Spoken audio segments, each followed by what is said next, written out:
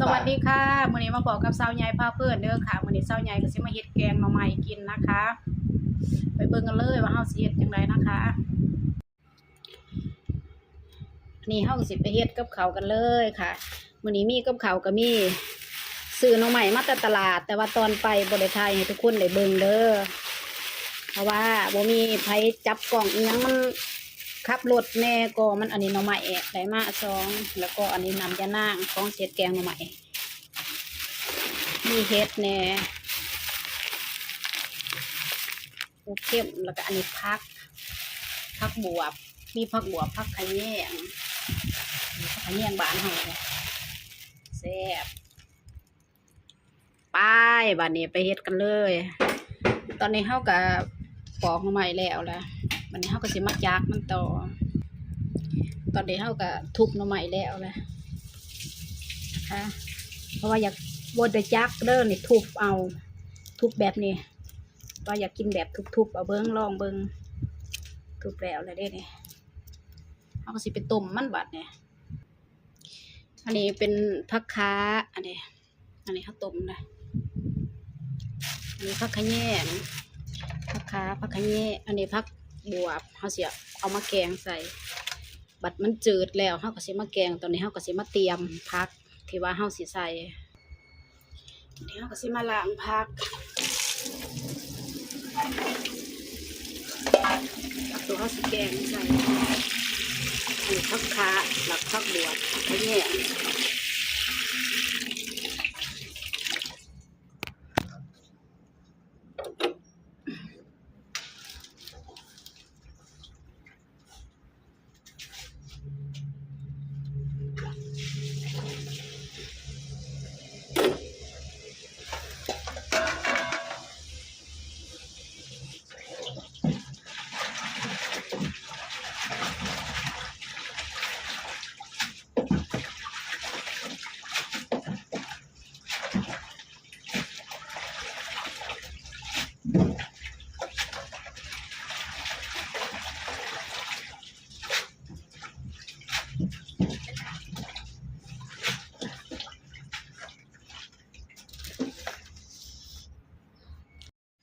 อันนี้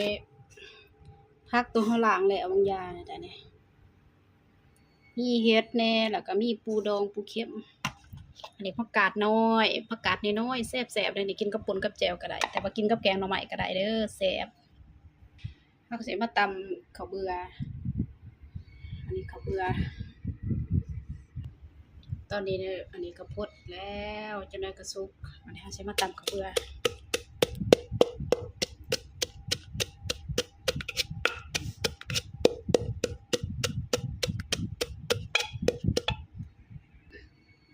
ตอนนี้เขาก็ตำข้าวเบื่อแล้วเรียบร้อยตำพริกกับข้าวเบื่อใส่กันเลยแล้วก็สิมาเทน้ำยานางใส่ตอนนี้เขาก็ต้มซุกแล้วจืดน้ำใหม่ก็จืดแล้วนะคะนี่น้ำใหม่จืดแล้วเขาก็สิมาเทน้ำยานางแล้วก็สิเอาไปแกงเลย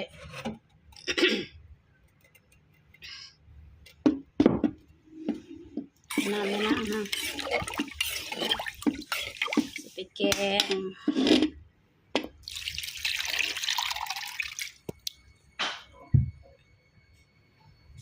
ตอนนี้เขาก็สิแกงมาใหม่แล้วแกงได้เริ่มแกงแล้วบัดนี้โอ้ยเมื่อยอันนี้เขาก็มาใส่เห็ดอันนี้เห็ดยังเนาะเห็ดนั่นเห็ดบดอ่อนแล้วก็มีปูน้ำปูดองปูเค็มใส่เกลือหน่อยนึงแล้วก็ใส่ไปนัว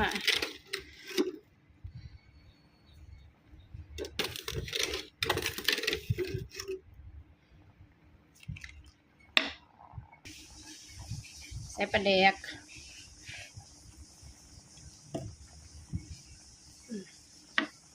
ใส่อีกก็ไล่ว่าอันนั้น2 บวงนี่แกงหน่อไม้ยังบ่ทันได้พดกำลังสิพด ปะบัดนี้ตอนนี้ก็พดแล้วหมายที่เขาแก่พด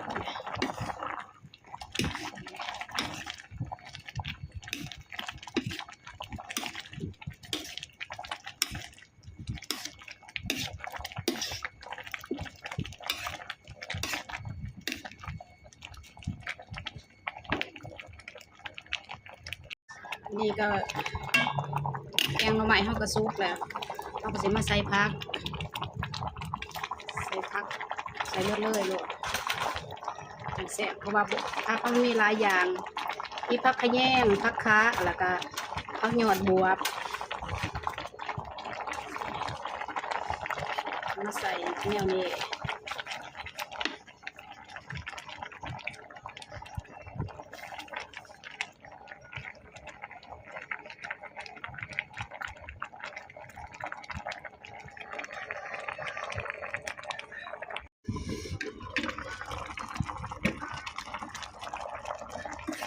นี่หน้าตามันเป็นจังซี่ทุกคนเลยหอมผักขะแยงหอมกินผักขะแยงหอมกินบวบหอมกินผักคะคือจังเขากินแบบอยู่ไฮอยู่หน้าเขาเนี่ยนะธรรมชาติเลยเนี่ยหน่อไม้กับหน่อไม้เขาทับเขาบริจาคมันแซ่บเนื้อซิมเนื้อทุกคนเลย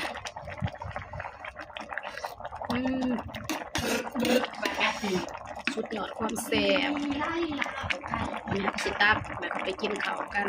เนี่ยสิมาตักของกินนะคะตักแกงหน่อไม้เองสิกินข้าวเลยนี่แกงหน่อไม้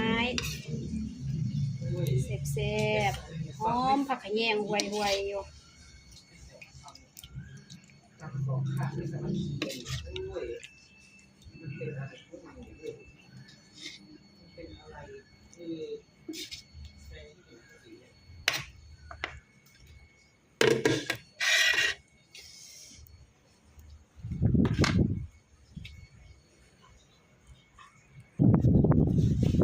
นี่ผักขะแยงเขาอันนี้ก็ผักกินกับก็เป็นผักกาดหน่อยเด้อแล้วแต่ผู้มักอันนี้ผักกาดน้อยมาทุกคนกินข้าวน้ำกันมาเนี่ยนี่แกงหน่อไม้มาเด้อแซ่บ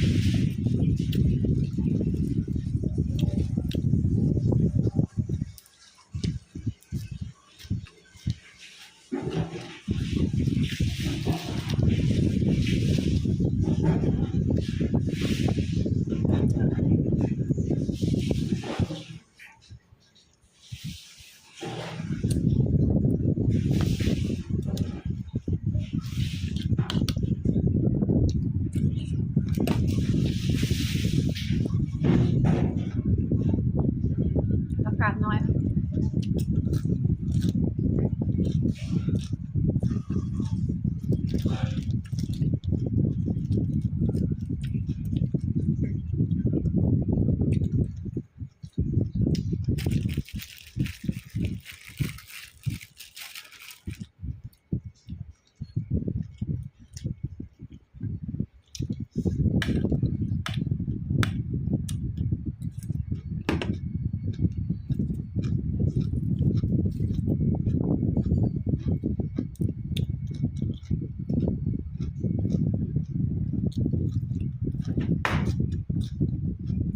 ลองมาเป็นบ้างไหม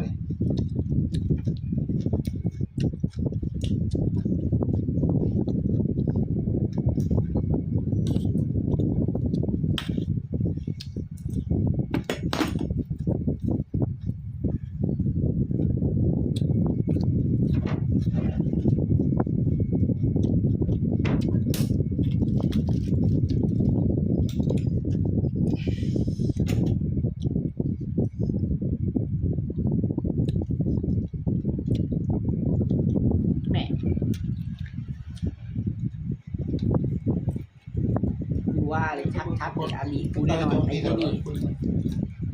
เขาพูดจริงว่า วันนี้เฮากินข้าวอิ่มแล้ว กินข้าวอิ่มแล้วเด้อนะคะ ถึงมุกถึงใจก็ฝากกดไลค์กดแชร์เซาใหญ่พาเพิ่นให้เด้อค่ะเฮ็ดคลิปต่อไปนะคะสำหรับคลิปนี้นะคะ ขอกล่าวคำว่าสวัสดีค่ะ